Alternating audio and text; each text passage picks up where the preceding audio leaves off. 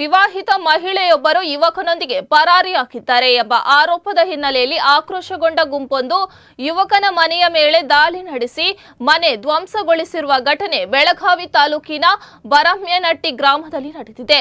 ಘಟನೆ ಬಳಿಕ ಗ್ರಾಮದಲ್ಲಿ ಉದ್ವಿಗ್ನ ವಾತಾವರಣ ನಿರ್ಮಾಣವಾಗಿದ್ದು, ಸಂತ್ರಸ್ತ ಕುಟುಂಬವು ಬೆಳಗಾವಿ ನಗರ ಪೊಲೀಸ್ ಆಯುಕ್ತರಿಗೆ ದೂರು ನೀಡಿದೆ. ಮಾಹಿತಿಯ ಪ್ರಕಾರ ಗ್ರಾಮದ ನಾಗವ್ವ ಎಂಬ ವಿವಾಹಿತ ಕಳೆದ 2 ದಿನಗಳ ಹಿಂದೆ ಯಲ್ಲಪ್ಪ ನಾಯಕ ಎಂಬ ಯುವಕನೊಂದಿಗೆ ಪರಾರಿಯಾಗಿರುವುದಾಗಿ ಹೇಳಲಾಗಿದೆ.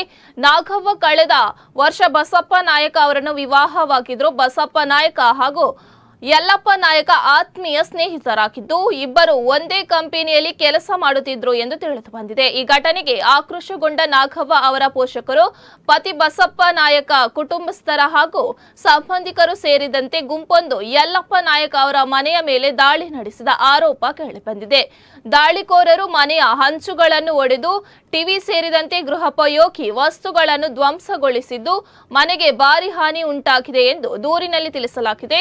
ದಾಳಿ ವೇಳೆ ಮನೆಯಲ್ಲಿದ್ದ ಯಲ್ಲಪ್ಪ ನಾಯಕ ಅವರ ಪೋಷಕರು ಜೀವ ಭಯದಿಂದ ಸ್ಥಳದಿಂದ ಪರಾರಿಯಾಗಿ ಅಪಾಯದಿಂದ ಪಾರಾಗಿದ್ದಾರೆ ಎನ್ನಲಾಗಿದೆ.